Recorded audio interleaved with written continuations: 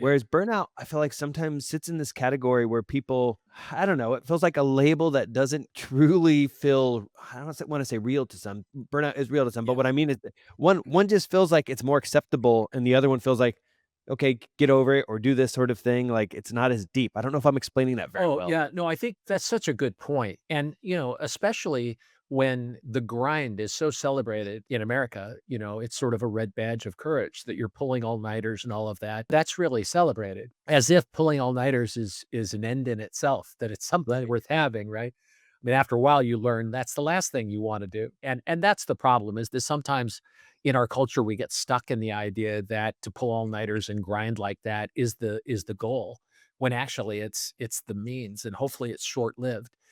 Right. But back to the idea of, is burnout even a real thing? So the World Health Organization has defined burnout as a bona fide disorder that affects currently, according to the Gallup poll, 40% of the American workforce, where people Wow. resort that they are always or mostly feeling burned out.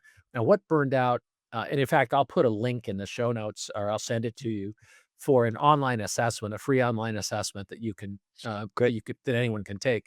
But it identifies the specific markers of burnout, and the markers are these. Basically, the first one is this kind of exhaustion, bone tired exhaustion, that a good night's sleep does not resolve, or a vacation. We find a lot of our clients taking vacations thinking that'll be the answer, returning just as exhausted, or even worse, taking a sabbatical for. We had a guy take a sabbatical for 6 months and came back even more exhausted than before.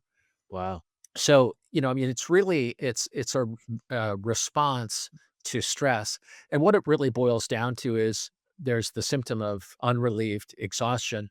The other one is, though, having a wide range of interpersonal problems. I saw this, that I was behaving badly with my business partners, and it was sort of blaming them for this exhaustion and Mm. for this anxiety and depression I was feeling. There's a tendency with depression to blame others, whether it's our customers, our coworkers, our investors, what have you. The deep cynicism and resentment, and you'll see this in the online burnout assessment, is one of the telltales of burnout. So it is an actual real thing, and as defined by the World Health Organization, and there are fortunately some real solutions for it as well. Very interesting. Yeah. Is there any physical, besides the exhaustion, Yeah. which is physical, but are there any other physical signs? The reason why I ask is what I've noticed about myself personally. There was a period of time where I had this strange, like, cough, but it wasn't a cough. It was as if I was trying to exhale. And I went through doctors, ENTs, and nobody can tell me what was wrong. Eventually, what I think I figured out is that stress somehow is causing postnasal drip for me, and the postnasal drip was causing that cough.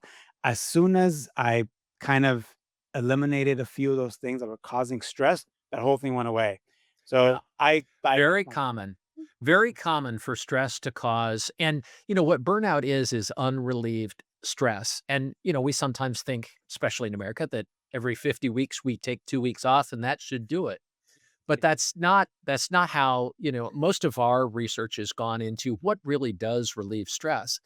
And, what the science says is that the time to relieve stress is right now while you're feeling stressed. So, for example, if you were in a near miss car accident, your body would react appropriately by a shot of adrenaline and cortisol, neuropinephrine, dopamine, all kinds of different stress hormones would be released all at once so that you would have the resources to save yourself from an accident. And let's say hopefully it's a near miss accident, and then 90 seconds after that, as you drive down the road, most of those cortisol levels will go back to a static state, back to the normal state. The problem with burnout is that we sort of get into this superstition that we need to be in that stressed out state all the time to perform at a adequate level. And in fact, it's very much like an Olympic athlete who knows that recovery from exercise is as important as the exercise itself. So Olympic sprinters realize that unless they also have a recovery period with stretching or with ice or with heat or whatever, then they can tear muscles, but that the recovery piece is just as important as the workout piece. So what we have found, what the science says, and a big part of our program is to recover from stress in the moment, to notice that you are stressed when you're feeling stressed and to actually let it go. We have a technique called the R&R technique, and I can provide a link for that as well. That is a very simple way to meet stress head on. But that's really the key to it is notice you're stressed, find it in your body, and it could be a tick like postnasal drip or lots of others, and then let it go in real time. Let it go right now.